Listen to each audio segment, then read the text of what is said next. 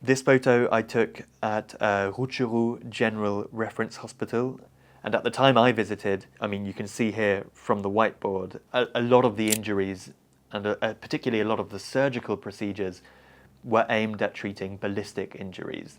In other words, injuries caused by weapons, specifically gunshots and explosions. Among the patients treated, at least during my visit, 4 gunshot wounds, the vast majority were civilians and people who had been caught up in the crossfire while working in fields in the surrounding area.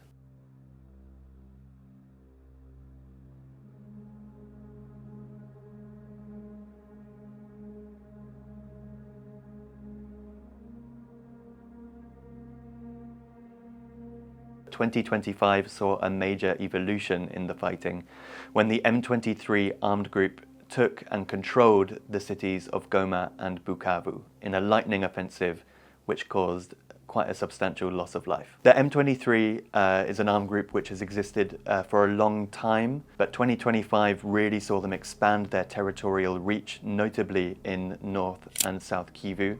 They are effectively the governing authority in that part of the country. 2025 has seen a spike in violence in eastern DRC, with MSF teams treating more than 3,600 cases in the first 6 months of the year alone, and that shows no signs of decreasing anytime soon. In some MSF facilities, civilians account for up to 80% of those treated for violent injury. Those violent injuries can very often be bullet wounds. I've seen a number of very, very young patients suffering with bullet wounds, often coupled with other health problems like malnutrition or even malaria, but also attacks with bladed weapons. There are some people who are whipped, tortured, bombed. This photo I took in the General Reference Hospital in Masisi. All of the patients here are recovering after surgery. The young man in the foreground of the photo was among the many patients in the ward that day who were recovering from bullet wounds. Masisi has one of the highest caseloads of violent injury of any MSF project in eastern DRC. A lot of those cases in 2025 were recorded early on in the year as M23 made their lightning offensive on the town, bringing lots of collateral damage along the way.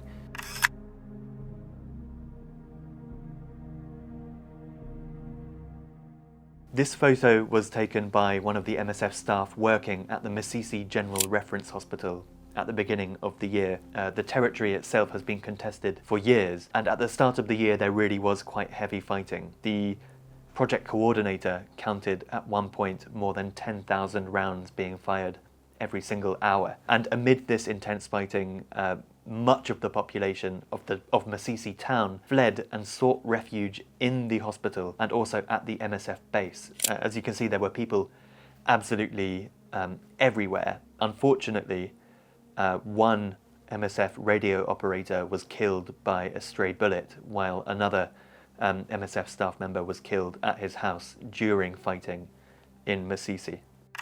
This is a photo I took while I was in Masisi.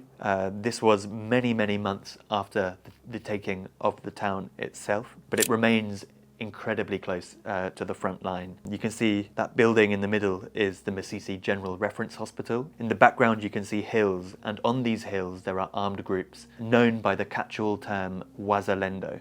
These Wazalendo groups are essentially armed groups which have coalesced together to fight against the M23. And so during the week I actually spent in Masisi, there was frequent fighting between the two groups. The MSF base and the hospital, you can see in this photo, are positioned basically in the middle of a valley, which means that we are underneath the line of fire from one hillside to another. The shooting is so constant in the evening and often in the early morning that people on the Masisi project and even some local residents describe the gunfire as music. They say, oh, the music has started again.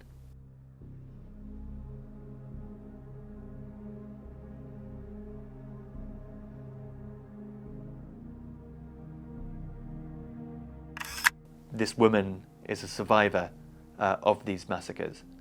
And the picture that emerged from various patient testimonies is that in July, and to a lesser extent in August, armed men, some cited these armed men as the M23, arrived in the fields and shot hundreds of people.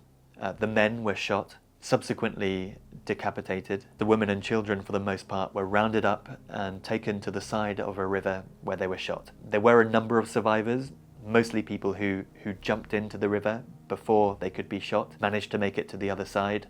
Some of those survivors then explained how they were raped. There were many people who were unable even to go into the fields and collect the bodies of their loved ones. And this woman was among the survivors who said that she's now scared to go back to the fields to work. And so this fear of returning to lands where you're used to cultivating and producing food to survive, this fear is playing into the malnutrition crisis currently being seen across large parts of eastern DRC.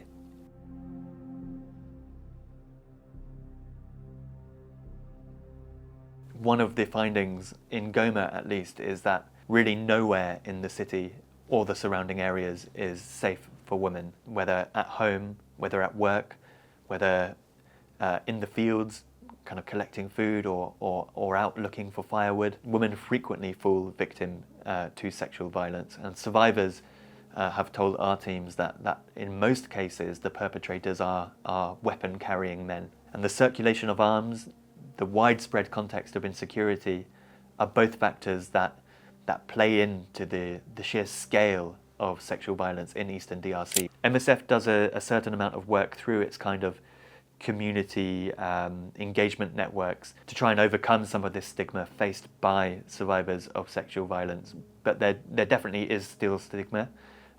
Some survivors have told us that their husbands left them, for example, after they suffered these abuses. Many people who suffer actually choose not to tell their loved ones or their families because their fear of the impact this might have on their honour or on their reputation. MSF teams provide mental health services. Among the most commonly cited pathologies are things like PTSD, which is often recorded by our teams, depression, anxiety. And one of the challenges, I think, of treating mental health in eastern DRC is that, yes, you can hold a therapy session or prescribe some medication, but ultimately when people leave the clinics, they're returning to a context of kind of instability in every sense, which is not conducive to kind of positive mental health. Talking to your family, talking to your loved ones, talking to your neighbours about mental illness is perhaps not taboo, but it's just not really done. The reason for this is that everyone is suffering. Considering that this part of the world has been really wrapped up in conflict for the last 30 years, this is sadly not a new phenomenon. I saw young children, some as young as 3, in hospital wounded by shrapnel or bullets, and it really is quite disheartening to see. They're born into war, all they've ever known is war, and so often when I was visiting medical facilities I would ask, do you see an end to the violence here? And many people just say, well, it's all I've ever known.